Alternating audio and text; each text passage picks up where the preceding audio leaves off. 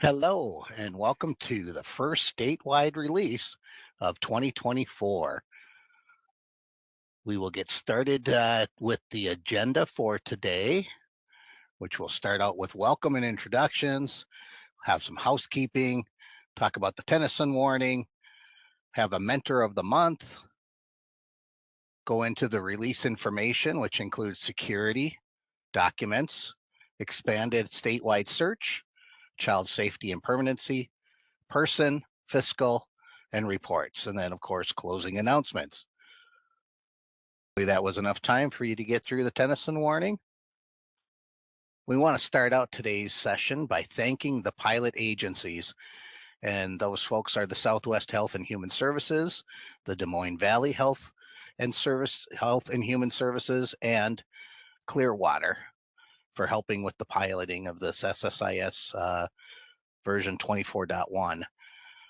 The SSIS business section at DHS and our Minute partners welcome volunteers for upcoming SSIS pilots. So if you're interested, please contact Marcia at her email listed on this slide.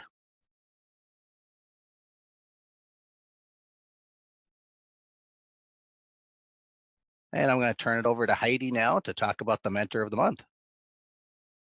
Well, hello, everybody. It's wonderful to see all of you here with us this morning. Before I get started on the next announcement, I would like to give a special shout out to our wonderful SSIS Business Operations section for all of the work that they do in planning, preparing, and presenting these monthly coffee talks. There are a lot of people involved, and there's a lot of collaboration that takes place creating each month's presentation. Special thanks to everybody on the SSIS business section team for all of the amazing work you do. Anyway, so for the next announcement, we have several hundred SSIS mentors and coordinators throughout the state, all of whom do a phenomenal job. And during our coffee talks, as you know, we like to recognize one person as our SSIS Mentor of the Month. And this month's mentor has been extremely diligent in cleaning up pre and post adoptive identity questions over the last 6 months, getting that information corrected, and doing all of that in SSIS. She's been a key player in coordinating the quarterly pilot with her agency, as well as working to schedule a virtual mentor visit with our SSIS BizOps team. So it's my honor to announce Stacy Fear from Southwest Health and Human Services as our Mentor of the Month. Mariah Kleppy, who is Stacy's supervisor, also shared the following with me. Mariah says Stacy has been an SSIS mentor for Southwest Health and Human Services since she took on a role as lead worker for Children's Services several years ago. She is knowledgeable about all things SSIS and is often the first person many of our workers call when they have an SSIS issue or question. Stacy quickly and efficiently communicates information about system updates to all our staff, and she exercises patience with all of us when we provide her with our feedback. Stacy has been a true leader through multiple pilot and migration projects. She is one of a kind, and we are truly lucky to have her. So thank you and congratulations, Stacy. We are so honored to have you as one of our SSIS mentors. Yay, Stacy.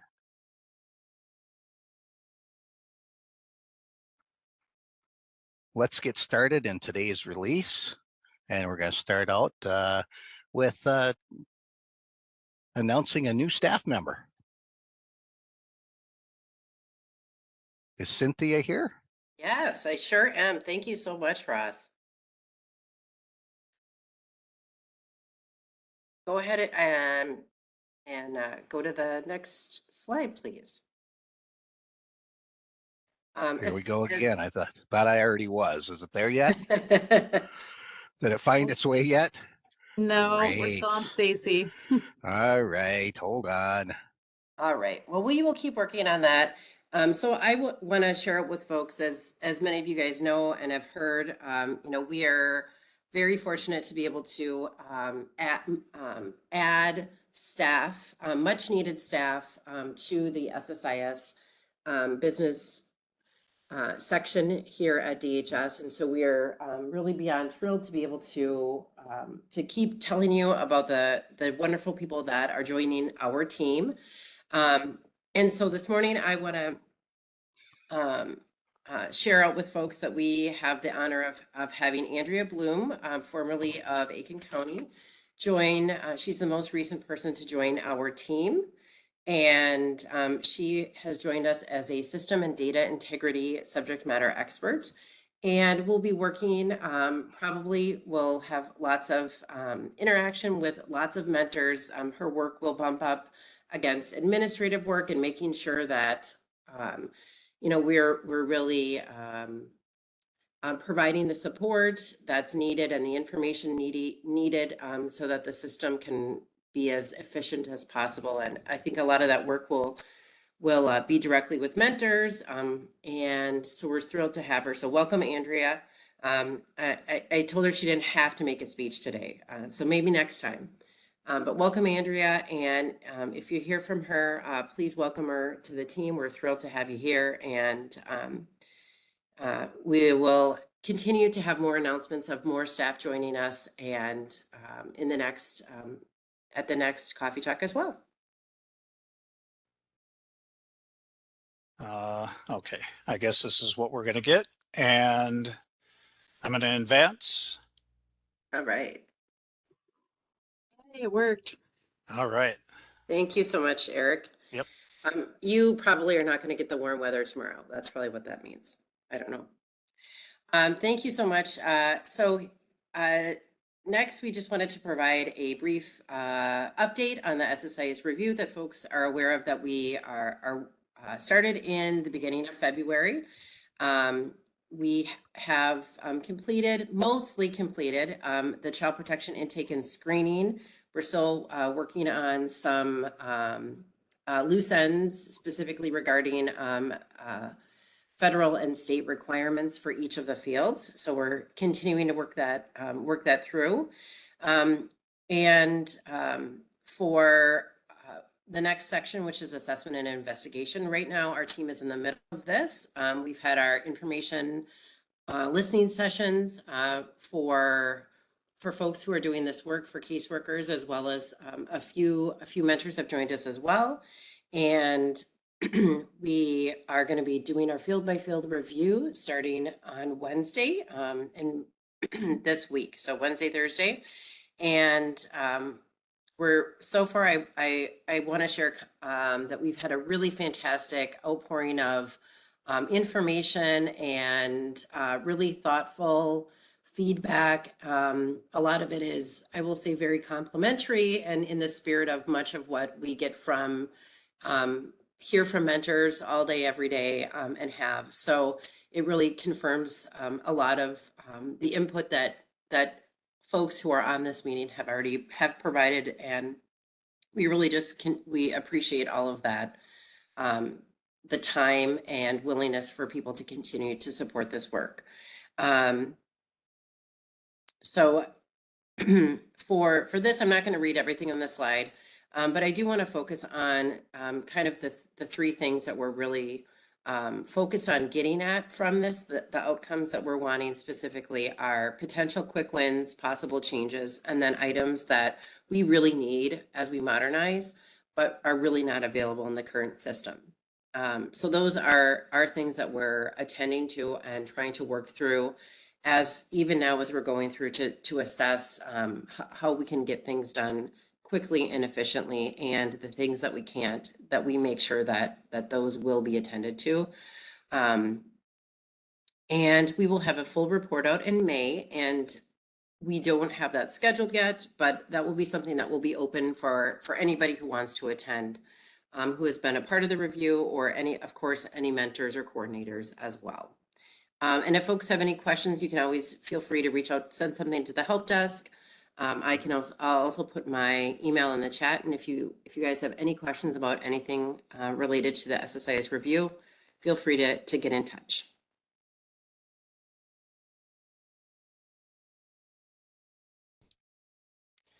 Any questions in the chat? Nope, nothing right now. Okay. All right, we'll get into it then. So what this slide is showing everybody is that for prevention services, which we haven't really trained on yet, so the stage is being set in SSIS for when the opportunity will present itself to start entering data for prevention services. And one of those pieces of the puzzle that's been added into SSIS related to this release is this new qualification. So for prevention services, a new qualification, prevention services claiming, with a new claim category of motivational interviewing, is now available on the qualifications tab of the user screen in SSIS administration. Enter the qualification only after the worker has been trained and certified. And just want to note again that claiming functionality is not yet available for motivational interviewing or prevention services, but will be in a future release. So we will formalize a training plan and put all of these pieces together for you when we're ready to roll out with that. And the next thing we're going to talk about is some adult protection related material. Thank you, Eric. Good morning, everyone. My name is Anna Chalupka, and I am a DHS SSIS trainer with the user support team business section. So there are 3 document changes, and they are both related to the adult protection services. So the first change is the APS notice of findings letter. In the setup page, the drop down, who will receive this notice field has been changed from the wording of alleged perpetrator to person alleged responsible for maltreatment, and from victim guardian healthcare agent to adult vulnerable to maltreatment. So this is to make it more person-centered. Also, the third option of the victim self-neglect option has been removed because the notice of findings letter is no longer required for self-neglected determinations. Okay. Also, do not forget to re-add the RTF document template header. And on the chat here, in the chat, I'm going to put the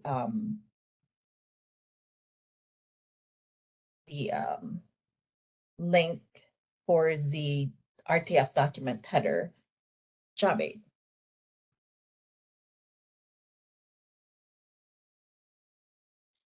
Here you go. And it's also, I have attached a link on the slide as well. Next slide. The second change under document is our newly created APS case closure communication, which replaced the APS assessment notice of no determination. So in the setup page, we'll display all the intervention efforts for the vulnerable adult from the AMR interventions tab. To view the intervention details in the setup page, workers will need to check the intervention box.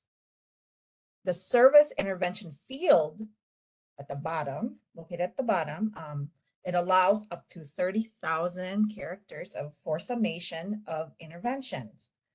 So this section starts with, based on my work with you, here is a summary of the things that may be helpful for you moving forward in the letter. The APS case closure communication should be created by the AP worker as approved by their agency for all assessments. And again, don't forget, you need to add the RTF document header. Next slide. So this screenshot shows the what the original template of the APS case closure communication in SSIS. I highlighted the purple section. This is where workers will add a person-centered narrative based on the vulnerable adult strengths and needs assessment at the time of closing. The blue area section that I highlighted on this slide is where workers will add a person-centered narrative based on the interventions at the time of closing. So I will show you a couple of examples in the following slides. Next slide, please. So in this slide, here's an example of a person-centered narrative based on the results of the VA strengths and needs assessment at the time of closing. The APS worker has deleted the section that starts with please delete instructions, then added the summary. So in this example, we have the first bullet of it is in person-centered language, and with this example of we have a priority needs and strengths. We have an example of you shared with me that you attend annual checkups with your doctor and have a good relationship with your provider. Right? So I have another example, and this is for the interventions, a person-centered narrative. Next example. Slide, please.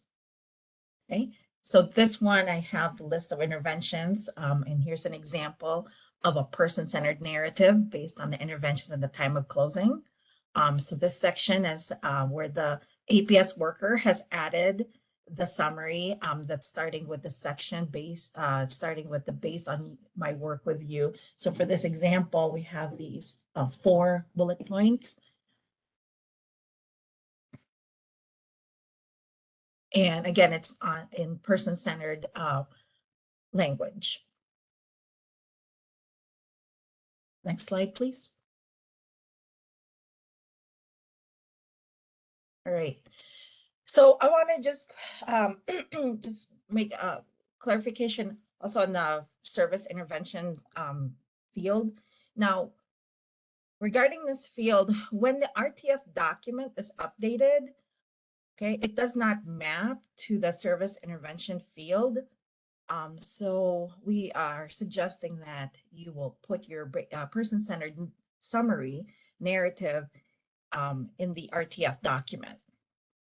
So in this field, you have 3 choices. Okay, you could update this field to use this field to list your intervention details, or you can just leave it blank because you will need to update your narrative and add your narrative in the RTF document. So you can leave this blank. Or a third option is, in this example, I have it as you can write C RTF document. So it's your agency's decision. You need to decide which option is the best for your agency. But those are 3 options that how you can use the service intervention field.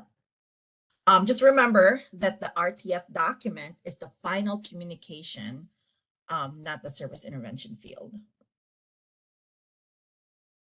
All right. Do you have any questions before I move on to the next slide regarding expanded statewide search? Any questions about the documents regarding with the adult protection services? I just had a follow-up question, Anna. That service interventions, is that eventually going to map to the RTF document in a future release? Maybe it's all, there's some talks, but they don't know. But for right now, it's just using basically like a notepad. If they want to write notes about the interventions. But for right now, I'm not sure if they are going to ask for enhancement for that. But right now, there's no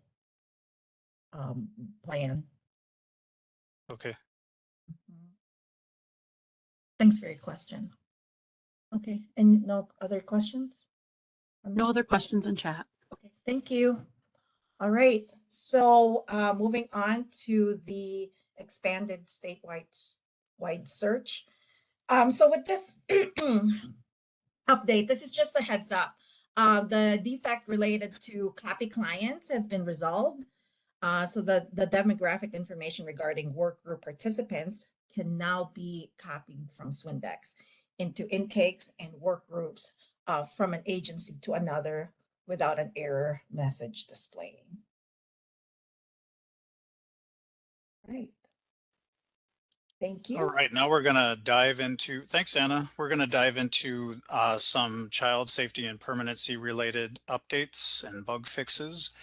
The first one we'd like to talk about and highlight here is the Minnesota Department of Human Services DHS licensing intake and investigations unit is now able to send and receive child maltreatment reports through SSIS rather than via fax or email. Reports of alleged maltreatment can be transferred to DHS Central Intake by choosing the SSIS licensing option in the transfer drop-down selection.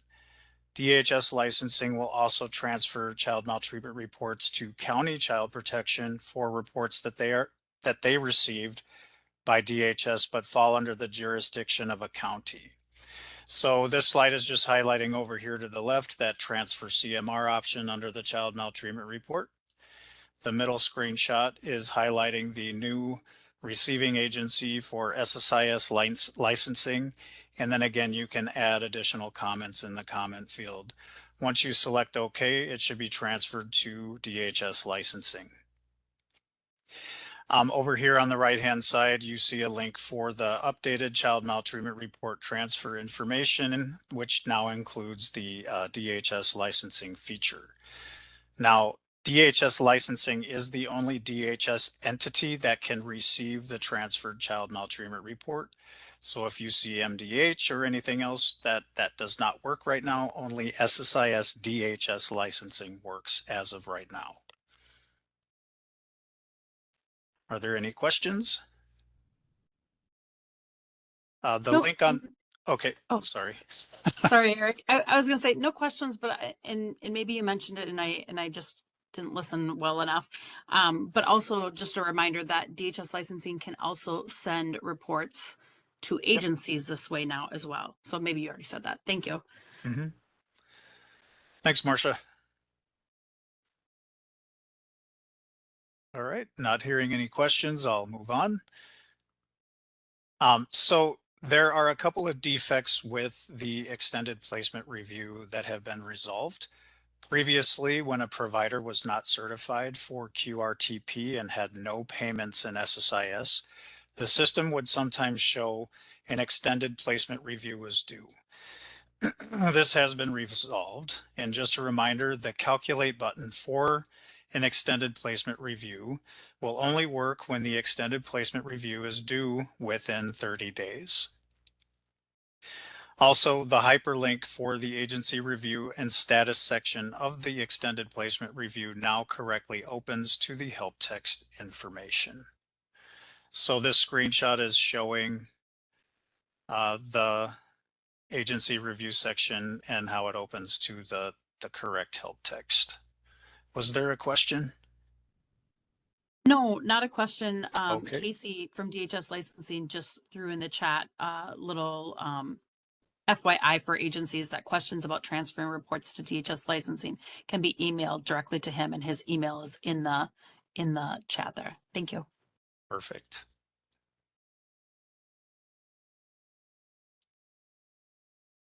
And next is there were various links throughout SSIS that did not work.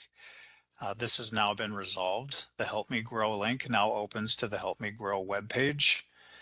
There are also various links in the out-of-home placement plan that now correctly open to the corresponding information, including the one shown on this slide for the Education and Training Voucher Program. This link is found in the independent living plan of the out-of-home placement plan.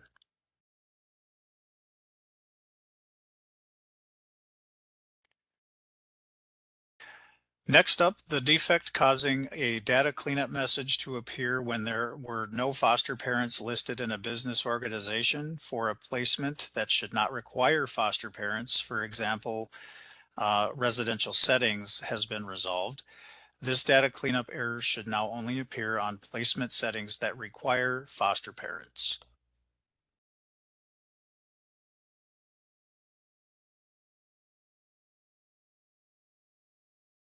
This one should be good news to some of our workers out there. Previously, workers were unable to save the setup menu of an out-of-home placement plan without fully completing it. Workers are now able to do so. And the message you see on this slide is the message that will pop up asking workers if they would like to save.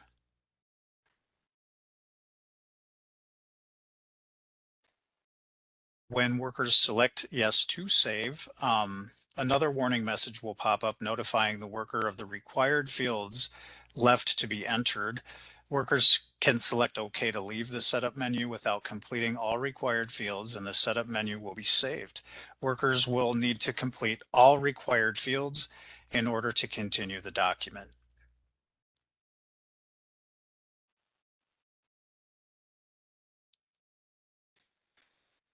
And then the child welfare and parent support outreach program plans have been updated. They are included in the new in-home service plan. So the social service plan template should only be used for adult services. Workers should no longer use the plan for child welfare services. So I'm going to go a little off script here and just show you that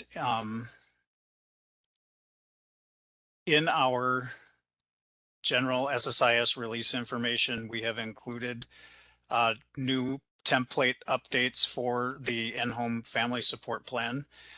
When it launched in 23.4, we only had the one plan for child protective services and the new prevention services, which we haven't trained on yet.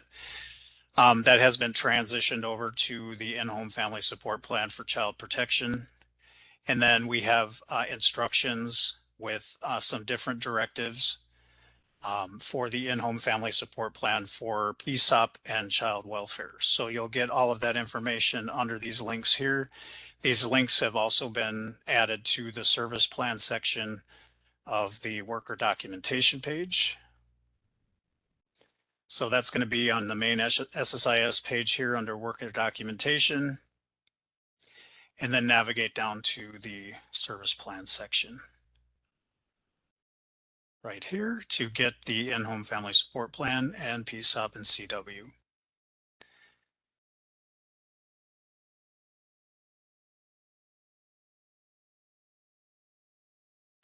So to create a child welfare or PSOP service plan, workers will need to create a new in-home service plan shown in the screenshot on this slide. You'll access the service plan folder under the work group and select the action menu. You'll select a new state service plan, and then you'll select that in-home service plan template in the drop-down list of the document template field. To select the particular program related to this in-home services plan, when you get to the document setup screen, you'll see a drop-down for plan type. The left-hand side of the screen shows the highlighted plan type field. When you click the drop-down arrow, you'll see a CP in-home family support plan, and you'll see the child welfare in-home family support plan as well as PSOP. So you'll want to select the right program and then continue to fill up the setup screen and move over to the document tab once the setup screen is complete.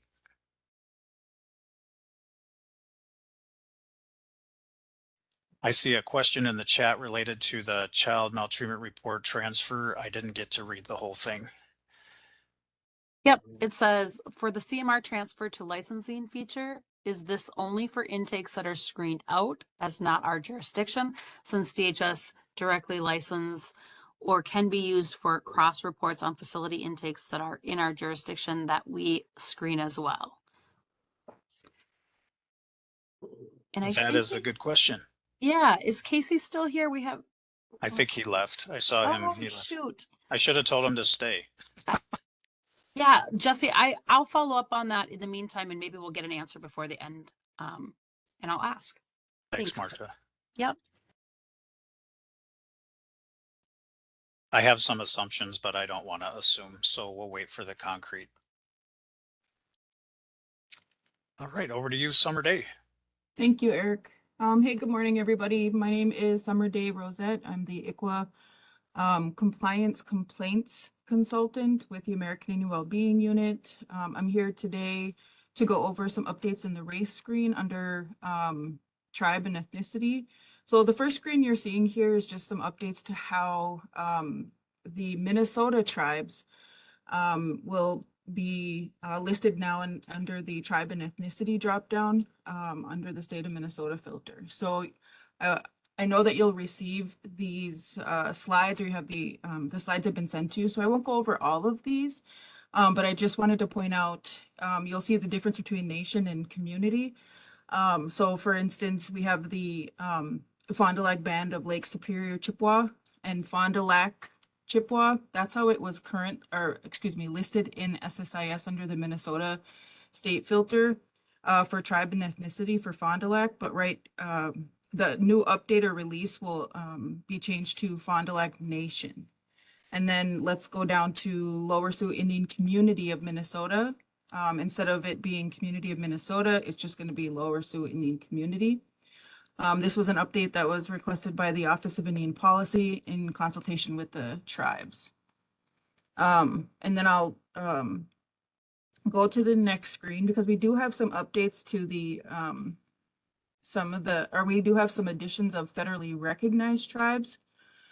The first one is the Native Village of Baro Inupiat Traditional Government. This is from this is an Alaskan tribe, and what I did here, though, is obviously when you go into the race screen for American Indian and you select the Alaska for the state, the next slide, you don't have to go there just yet, but the next slide will show how these are, how it's been entered into SSIS as far as the naming convention goes, so that there's, it's easier to filter because there's a lot of villages or native villages in Alaska.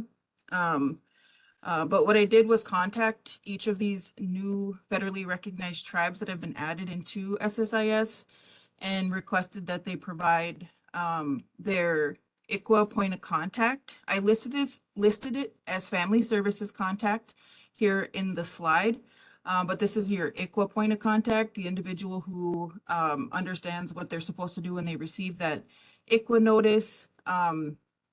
So I provided their address where the ICWA notice would go, the email address, for those when you're sending in those MIFPA notices, and a phone number and their name. So this is up to date. This is the information for these new 5 federally recognized tribes.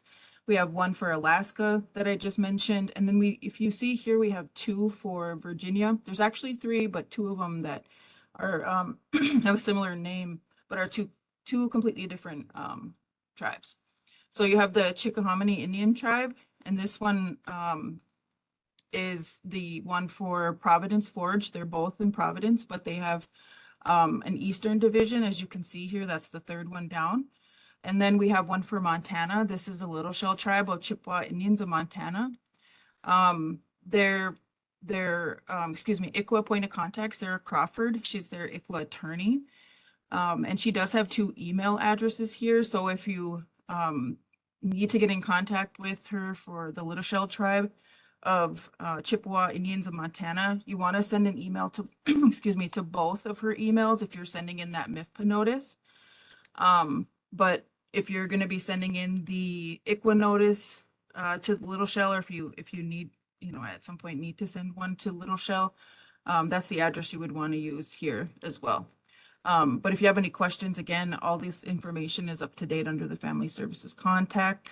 And then the last one is the Nansman Indian Nation. This is also in Virginia, but it's in Suffolk, Virginia.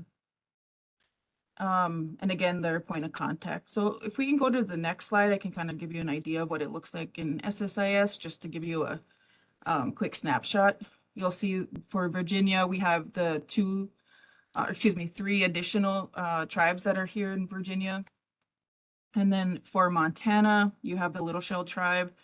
And remember, all of the tribes that are in the tribe and or ethnicity dropdown are all federally recognized tribes. So this is how they'll be listed in SSIS. I did want to point out under the Alaskan state filter for the tribe that's new. As I mentioned, there's several tribes that begin with Native Village of in Alaska. And for the Barrow Inupiat traditional government, because there are several that begin with Native Village of, their correct tribal name, is listed or is Native Village of Barrow Inupiat traditional government.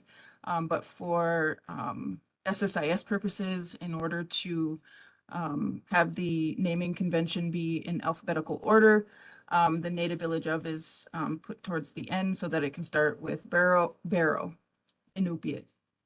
And those are all of the new federally recognized tribes. Again, if you have any questions, please contact the SSIS help desk. Thank you. Thanks for so much for being here, Summer Day. I appreciate the walkthrough. No problem. Thanks, guys. Have Yep. a good day. You too. Okay, I'm going to try to tackle some of the fiscal information for everybody. So we're going to move over to advanced payment search. The advanced payment search screen, a new county subservice filter icon is now available to allow searching on multiple county subservices. So what we're going to do is we're going to select the filter option over here under county subservice filters, and we're going to get this new window that opens. And then we're going to select a specific county subservice from the drop down here under number 1. And you can select the add button for each individual county subservice that you want to choose. So every time you choose a county subservice and add it, it should appear in the filters to be applied window. You can highlight information in the filters to be applied window as well and remove it.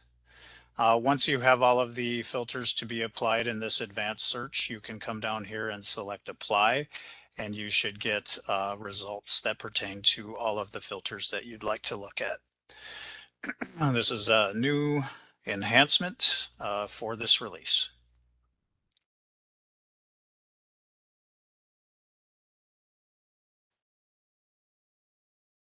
And feel free to interrupt me if there are any questions. This next Eric, screen was, yes. sorry, we had a couple from earlier, but I can wait. That's what you're probably seeing keep popping up. So they're from earlier sections, but we can stop and do that after your section here. Sure. Thanks. So the screenshot you're seeing right here for VADDTCM and the HIC picks and modifiers, they were actually adjusted in the last release, but we thought it was worth mentioning again that Service 604 for adult protection investigation and service response is no longer claimable effective 1/1/24 for HIC picks and modifiers T2023U1, VADDTCM face-to-face, and T2023U1U4 VADDTCM telephone. And this is just a screenshot from SSIS admin and with those associated end dates. A new claim adjustment reason code number 306 was added to SSIS to match MMIS. This will display on the Remittance Advice Adjustments tab of the Healthcare Claim in SSIS and explains why a claim is paid differently than it was billed. So this screenshot is showing that Remittance Advice section along with that new reason code to match MMIS. Then we have an existing claim adjustment reason code A1. This was updated to match MMIS. There was previously text in the reason that stated the following will be added to this definition on 7/1/2023. That wording has now been removed from the reason description, and this new reason description has been added.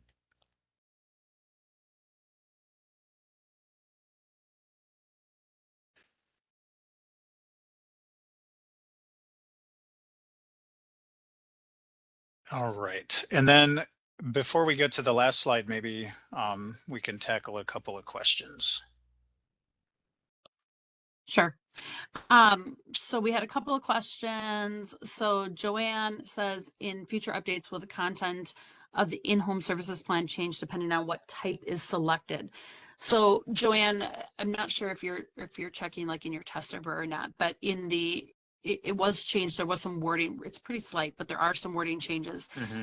As long as you're choosing the different plan types, and you wouldn't see those until statewide. They were in the end of our pilot that we had those. So hopefully that helps.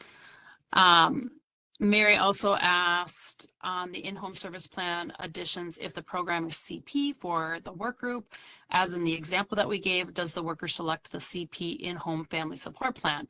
Is there a warning if the worker selects the CW or PSAP plan? So I'm not aware of any warning that is on there, at least as of yet. But my understanding is, yes, if the children are in the home, then you're going to use the in-home family support plan if it's open to CP.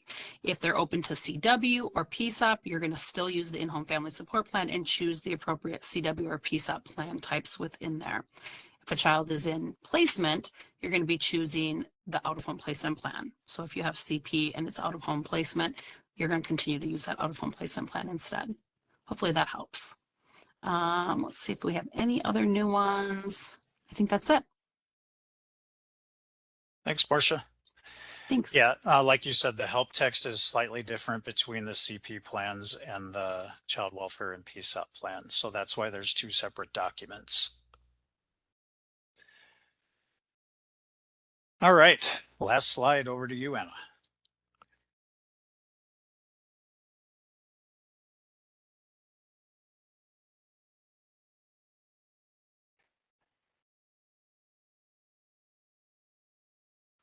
Anna, you might still be mute. Okay, sorry.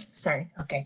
All right. So as you can see on this screenshot, the Swindex record Hispanic code is null report has now been updated to correctly display up to 10 digit Swindex IDs.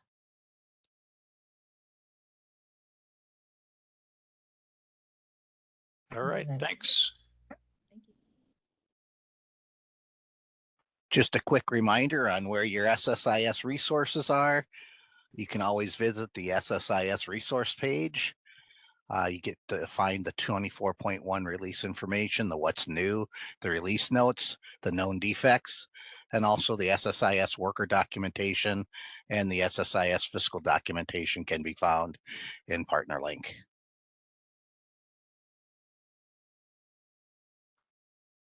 This Coffee Talk information can be found in the Minnesota Child Welfare Training Academy, and any past related Coffee Talks can be, any information about the Coffee Talks can be asked to the SSIS help desk, and there's the link for that. So all kinds of information and resources for you in regards to Coffee Talk. Next slide, please. Hey, save the date. March's Coffee Talk is going to be the topic of SSIS admin. It'll be Tuesday, March 26th, and it'll be held from 9 to 10:30 as always. More information will be coming soon, so save the date. I don't see that there's any more questions that we need to answer, so I just wanted to thank everybody for their time this morning and the panelists for their presentations, and stay golden, Minnesota. Radio Ross out. Thanks, everybody.